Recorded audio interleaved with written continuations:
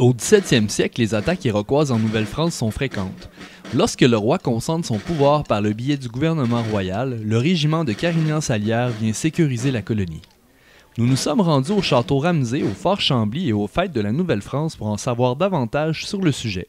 Ce régiment-là était très important dans l'histoire de la Nouvelle-France, mais souvent, on ne le connaît pas. En fait, il est resté là quelques années, mais il va avoir fait une différence vraiment marquante sur le déroulement de l'histoire de la Nouvelle-France. Il faut dire qu'avant que le régiment arrive ici, donc dans les années 1660, c'est pas très rose la situation en Nouvelle-France. Il y a peu de gens qui s'installent ici. C'est une compagnie, la Compagnie des Sans-Associés, qui s'occupe de développer et de faire du commerce. Mais justement, ils s'intéressent plus au commerce qu'à développer et à amener des gens ici, à sécuriser l'endroit pour que les gens veulent s'installer. Il y a beaucoup d'attaques iroquoises. Alors, pourquoi est-ce qu'on viendrait s'installer en Nouvelle-France, dans la vallée du Saint-Laurent? Alors, on envoie, les notables de la place vont envoyer quelqu'un qui s'appelle Pierre Boucher. Il est gouverneur de Trois-Rivières. Alors, on l'envoie en 1661 voir le roi, le tout nouveau roi, Louis XIV, pour lui vanter les mérites de notre colonie, puis le convaincre qu'il faut mettre des efforts pour sauvegarder cette colonie-là. Il va réussir. Et Louis XIV va décider d'envoyer ici un premier régiment complet, le régiment de Carignan-Salière. Alors, juste imaginez, il y a à peu près 3000 habitants dans la vallée du Saint-Laurent à cette époque-là. Le régiment qu'on envoie, c'est 1300 soldats qui débarquent le même été ici, à Québec. Donc, tout d'un coup, on va avoir presque un soldat pour chaque 3 habitants qui est dans la colonie. Et ils ont eu tout un voyage, ils ont traversé la France à pied, ça leur a pris 22 jours, ils vont prendre le bateau. Certains vont prendre 2 mois pour traverser, d'autres presque 4, et ils vont arriver à Québec. On ne peut pas toutes les garder là. Comme je vous l'ai dit, il y en a vraiment beaucoup et la population est encore faible. Alors, tout de suite, ils vont partir pour accomplir leur mission. Le roi avait 2 missions pour eux. La première, c'est de ramener la paix qui est nécessaire si on veut pouvoir stabiliser la colonie. On est en guerre contre les Iroquois. Les Iroquois, ils sont installés plus au sud, un peu en bas du lac Champlain, vers un petit peu à l'ouest du lac Champlain également. Donc, on les envoie tout de suite. Ils vont remonter nos soldats, le fleuve Saint-Laurent. Ils vont remonter ensuite la rivière Richelieu, qui va amener au pays des Iroquois. Pour s'aider sur leur chemin, ils vont construire différents forts. Donc, en 1665, il y a 3 forts qui sont construits. Un premier à Sorel, qui est le fort Richelieu. Un second à Chambly, qui est le fort Saint-Louis.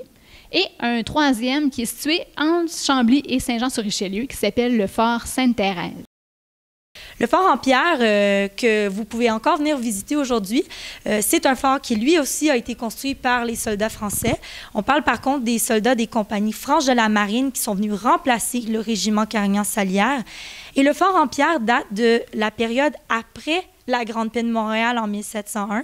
Donc, on parle après de cette période-ci, on parle après de 1701, d'une période quand les Français et les Amérindiens sont maintenant en paix. Mais on doit quand même protéger le territoire, car venant du sud, il y a aussi une menace d'invasion, mais cette fois-ci, on parle d'une menace britannique. Donc, on veut changer la fortification du fort pour mieux se protéger au cas où il y aurait donc des Britanniques qui essaient de remonter cette rivière pour aller attaquer Québec et Montréal. Donc, le fort en pierre, même s'il est différent dans sa fortification, il va y avoir les mêmes fonctions que les forts en bois qui l'ont précédé. Ce sont des relais, en fait, qui vont les aider sur leur chemin pour entreposer la nourriture, pour se reposer et se préparer à aller attaquer. Parce que c'est vraiment ce qu'on va faire, on va attaquer. Donc, ils partent. Enfin, ils partent. Ils s'installent, ils se préparent. Mais l'attaque va être lancée. Le gouverneur de Courcelles, qui est en charge du régiment, va vraiment, lui, vouloir partir ça en janvier. Tout le monde de la place va lui dire que c'est vraiment pas le bon moment, les conditions sont pas idéales, vous êtes mal équipés, les soldats qui arrivent ici viennent de France, ils n'ont jamais connu un hiver comme on a ici dans la vallée du Saint-Laurent. Mais Courcelles dit non, on part pareil. Et ils partent même sans attendre leurs alliés autochtones, leurs guides pour leur montrer le chemin. Donc, ils vont marcher pendant plusieurs jours. À partir de Sainte-Thérèse, ils vont marcher pendant près de 2 semaines dans la neige, dans le froid. On va perdre plusieurs soldats de cette façon-là. Et finalement, ils vont arriver à Schenectady, qui est un village hollandais. Donc, on se perd, on s'est perdu. L'attaque est vraiment un flop. Un flop. En fait, pas tant un flop que ça. Même si les Français rencontreront jamais les Iroquois qu'ils venaient combattre, même s'il n'y aura jamais de bataille, bien, ça va avoir un grand impact psychologique. Et les soldats, les Amérindiens, quand ils vont voir que les Français ont pu se rendre aussi loin dans le territoire en hiver, ils vont se dire qu'est-ce qu'ils pourraient faire peut-être quand c'est l'été et que les conditions sont plus favorables. Donc, sur les 5 nations iroquoises, on en a 4 qui vont aller signer une paix. Ils vont envoyer des émissaires, des ambassadeurs, rencontrer les Français et on va finir par signer des paix. Chaque nation va signer un traité différent. Il n'y a pas de traité global encore qui va être fait à cette époque-là. Donc, il reste les alliés. Et c'est eux qui sont rébarbatifs. Ils veulent pas signer la paix. Donc, on va refaire en 1666 des attaques directement pour aller chez eux. On ne les croisera pas encore, mais les Français vont brûler des villages, vont brûler des récoltes et vont finalement convaincre les alliés de signer une paix en 1667 avec les Français. Et ça va mettre un terme à cette partie-là de la mission du régiment de Carignan-Salière. Mais ce n'est pas tout. Le roi avait d'autres attentes envers ses soldats. Il désirait qu'ils s'installent ici. Donc, on va donner des incitatifs aux soldats, des terres. On va s'assurer qu'ils aient de bonnes conditions pour pouvoir s'installer. Donc, sur les 1300 soldats qui sont arrivés ici, on en a un peu plus de 400 qui vont décider de s'installer.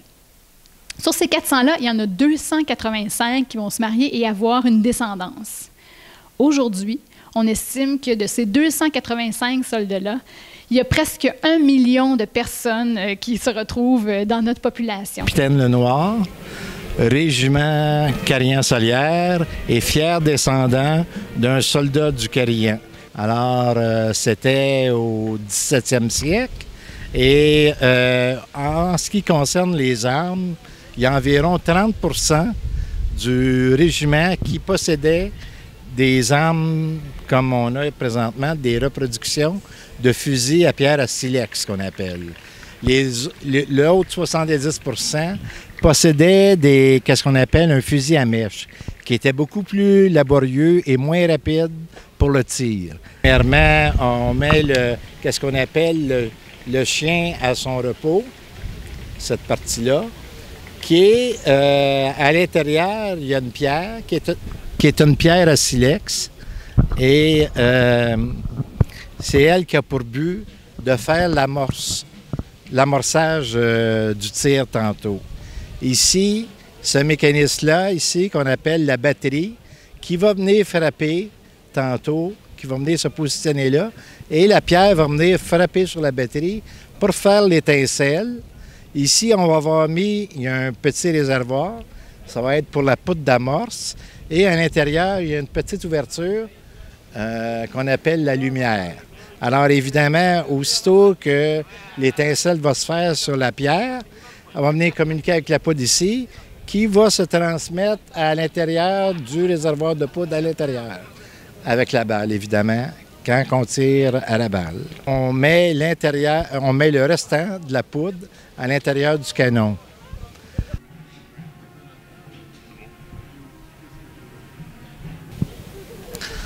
Alors, on donnait 3 coups pour bourrer.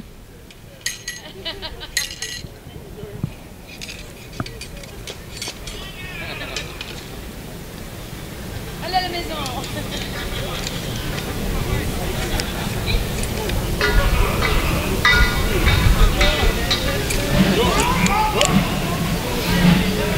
Alors, à ce moment-là, le soldat est prêt à tirer. Ils ont aussi laissé des traces dans notre paysage parce qu'on va leur offrir des terres. Les officiers vont recevoir des seigneuries aussi et leurs noms vont s'ancrer dans le paysage du Québec.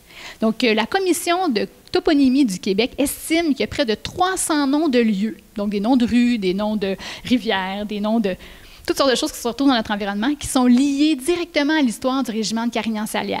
Là-dedans, il y a une vingtaine de municipalités. Donc, pensons à Chambly, Verchères, Varennes, Contrecoeur, Lavaltrie, Lanoret, Saint-Ours. Ce sont tous des noms d'officiers du régiment de Carignan-Salière qui ont encore leurs traces dans notre environnement. Donc, le régiment est présent, on le côtoie, on l'entend, même si on ne se souvient pas directement de son histoire au quotidien. Il est là, il a laissé ses traces autour de nous.